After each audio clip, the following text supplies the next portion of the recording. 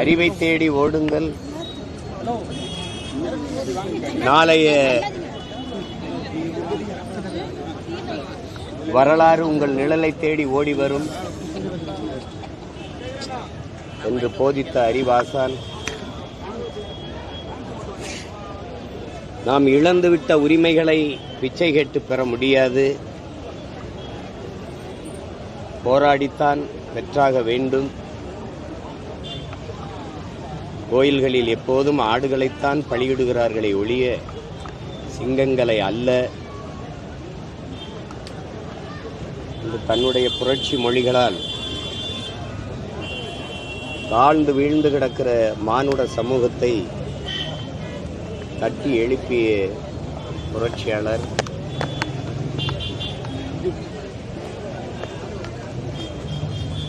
ஆயிரம் ஆண்டுகள் நாம் அடிமையாக வாழ்வதை விட ஒரு நொடியேனும் சுதந்திரமாக வீரமாக வாழ்ந்து சாவது மேலானது என்று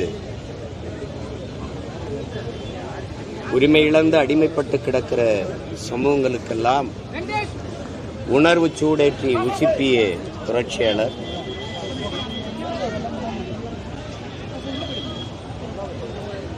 சாதிய ஏற்றத்தாழ்வுகளை வைத்துக் கொண்டு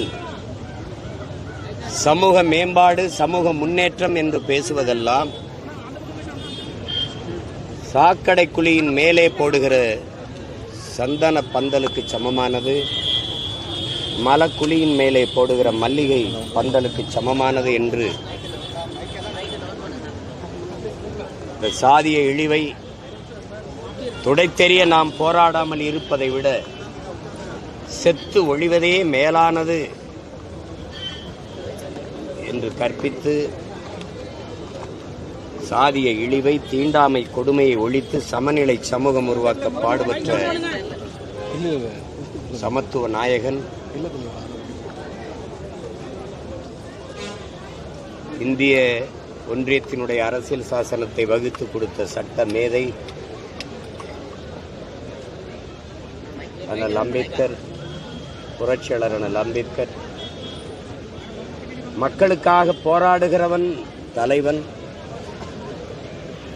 அந்த மக்களை போராட தயார் செய்கிறவன் புரட்சியாளன்.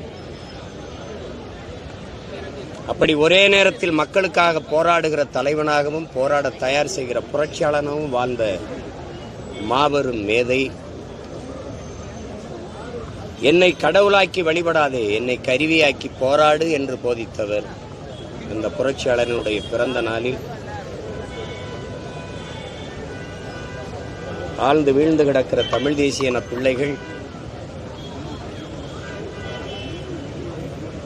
அவரிடமிருந்து உரிமைக்காக போராடுகிற உயர்ந்த லட்சிய நோக்கத்தை பெற்று வந்த பிள்ளைகள் இந்த அடிமை நிலையிலிருந்து உரிமை பெற்று எல்லா மொழிவழி தேசிய இனங்களையும் போல உயர்ந்து சிறந்து பெருமையோடு வாழ்வதற்கு பாடுபடுவோம் என்ற உறுதியை நாங்கள் ஏற்கிறோம். அவர் பிறந்த நாளில் சாதிய ஏற்றத்தாழ்வுகளற்ற சமநிலை சமூகம் படைக்க அரும்பாடு ஆற்றுவோம் என்கிற உறுதியை ஏற்கிறோம். புரட்சியாளர் அண்ணல் அம்பேத்கர் அவர்களுக்கு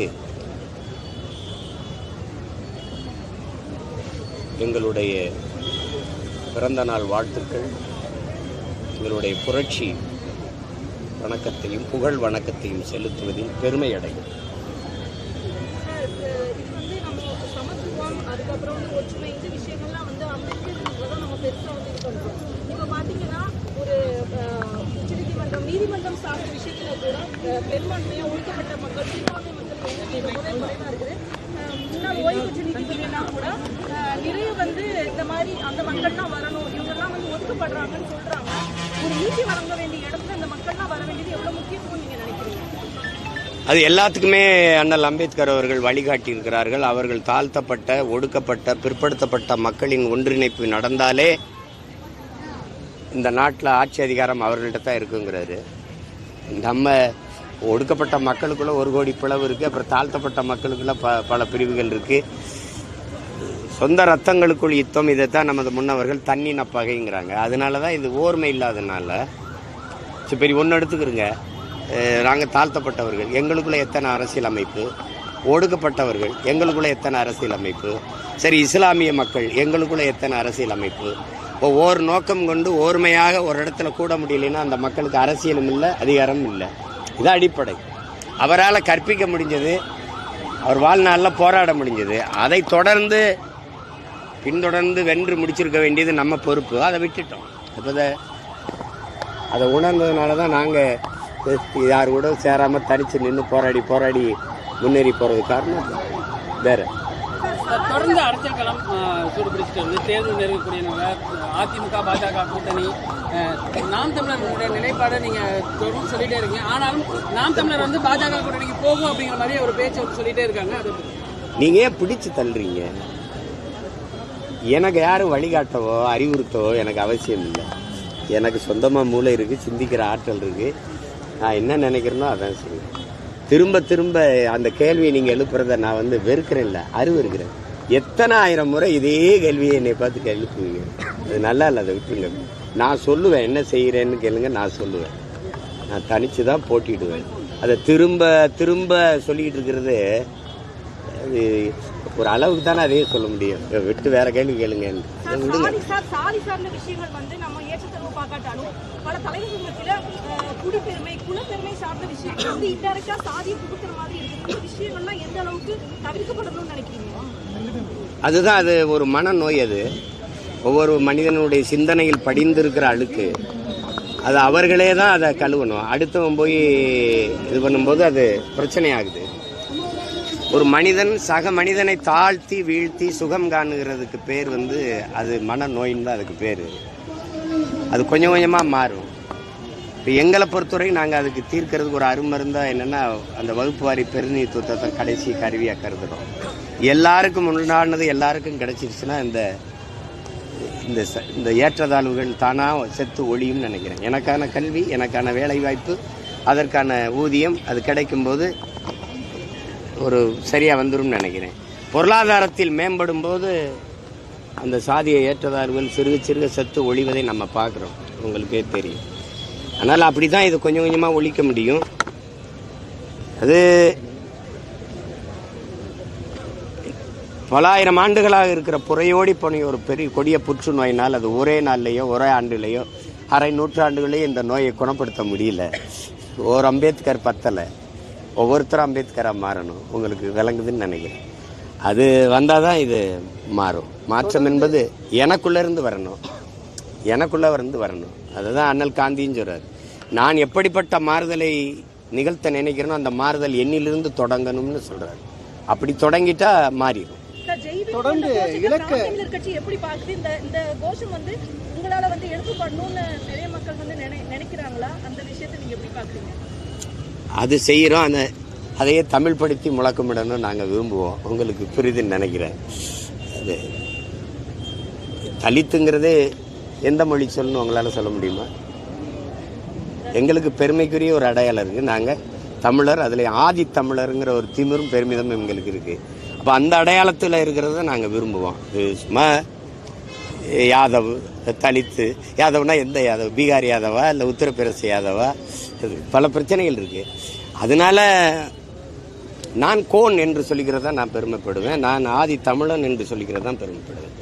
ஜெய்பீம்னு முழங்குறதுல எனக்கு ஒரு சிறுமையும் கிடையாது, பல மடங்கு பெருமை தான். அதே என் தம்பியெல்லாம் இப்போ ஜெய்பீம்னு சொல்லும்போது நாங்கள் திருப்பி ஜெய்பீம்னு முழங்க தான் செய்கிறோம். அதை நாங்கள் ஒரு வடி மேலே போய் தமிழ் படுத்தி முழங்குவோம், அவ்வளோதான். தொடர்ந்து தனித்தனியாக போட்டிடுவோம். பேச்சு பெரிய வைரல் ஆயிட்டு, சீமான் கம்பேக் கொடுத்திருக்காரு அப்படிங்கிற மாதிரியான தகவல்லாம் பேசப்பட்டு வருது. எங்கே போயிருந்தேன்? கம்பேக் இதுதான் இருக்குது. வேறு தொடர்ந்து நாங்கள் தனிச்சு தான் போட்டிடுவோம் அப்படின்னு சொல்கிறீங்க. ஒரு இலக்கை நீங்கள் நிர்ணயிச்சு அதை தொடர்ந்து பயணிக்கிறீங்க. இந்த அதிகாரத்தை எப்போ அடைவீங்க? இலக்கை அது உங்களுக்கு சொல்கிறேனே, இழந்து விட்ட உங்களுக்கு அண்ணல் அம்பேத்கர் தான். இங்கே தேர்தல் அரசியல், திருடர் பாதை, தேர்தல் பாதை, ஓட்டு பொறுக்கிகள், அதிலெல்லாம் எனக்கு உடன்பாடு இல்லை. மக்களாட்சியை ஏற்றுக்கொண்ட ஒரு நாட்டில் கடைசி வலிமை அரசியல் அதிகார வலிமை தான். அதனால் அம்பேத்கர் உங்களுக்கு தெரியும், உலகத்தில் அவரை போல அறிவாசான் எவனும் இல்லை, அவரை போல கல்வியாளரும் அவரே சொல்லிட்டாரு, எல்லா துன்ப போட்டுகளுக்குமான சாவி ஆட்சி அதிகாரம் மட்டுமேன்னு. அதிகாரம் மிக வலிமையானதுன்ட்டாரு. அதை நாங்கள் முழுக்க ஏற்றுக்கிட்டோம்.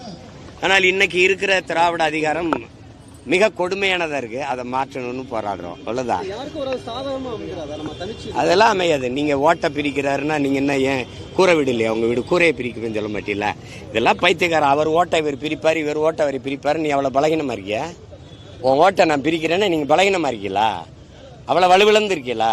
அப்படி பேசக்கூடாது, அப்படி பேசக்கூடாது. எங்களுக்கு ஒரு கோட்பாடு இருக்கு, ஒரு நோக்கம் இருக்கு. நீங்க திரும்ப திரும்ப சொல்றீங்க ஊழலை ஒழிக்கணும்னு எல்லாரும் சொல்றீங்க. யாரோட சேர்ந்து ஒழிக்கலாம்? மதுக்கடையை மூடணுங்கிறீங்க, யாரோட சேர்ந்து மூடலாம்? மது ஆலைகள் வச்சிருக்க உரிமையாளர்களோட சேர்ந்து மதுவை முடிவில. இந்த மாதிரி வேலைகளெல்லாம் பேசிட்டே திருப்பி பேசிட்டு கூடாது. என்னையும் சேர்த்துக்கொண்டு இந்த சாக்கடைகளை தள்ளுறதுல நீங்க எல்லாரும் பேரார்வம் கொண்டு இருக்கிறீங்க. நான் அது எங்க விருப்பம். நான் தற்காலிக தோல்விக்காக நிரந்தர வெற்றியை இழக்க தயாராக இல்லை. என்னுடைய பயணம் என் கால்களை நம்பிதான், எங்களின் பயணம் எங்கள் கால்களை நம்பிதான். அடுத்தவருடைய கால்களையோ தோள்களை நம்பி எங்கள் லட்சிய பயணம் இல்லை. ஏன்னா அடுத்தவர் கால்களை நம்பி நான் பயணித்தால் அது அவர் நினைக்கிற இடத்துக்கு போகும் ஒழிய என் கனவை சுமந்து போகாது. அதனால அதை விட்டுருங்க, வேற ஏதாவது கேளுங்க.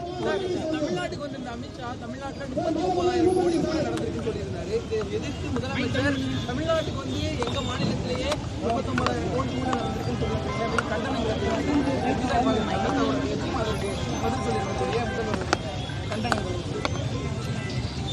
39,000 கோடி ஊழல் நடந்திருக்கான்னு எனக்கு தெரியல. அதை விட கூட நடந்திருக்குங்கிறது தான் என்னுடைய கணிப்பு.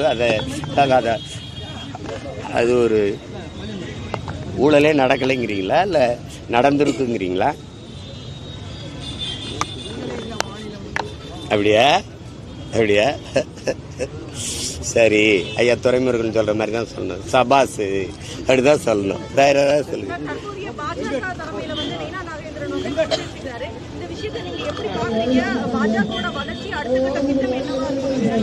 இல்ல இல்ல, ஒரு கட்சி, அவங்க ஒரு கட்சி, நாட்டை ஆண்டு கொண்டிருக்க கட்சி, பல மாநிலங்கள்ல அதிகாரத்தை செலுத்துகிற கட்சி. அவங்க கட்சிக்கு எது நல்லது எது சரி என்பதை அவங்க தான் முடிவெடுப்பாங்க. அதுல போய் கருத்து சொல்ல முடியாது. அவங்க புதிய தலைவரா ஏற்றிருக்கிறவருக்கு நம்ம வாழ்த்து சொல்லணும், அவ்வளவுதான். வாழ்த்துக்கள் சொல்லிட்டேன், அவ்வளவுதான். அது அவங்க கட்சி கருத்து, நம்ம நிலைப்பாடு, அதுல போய் நம்ம தலையிட முடியாது.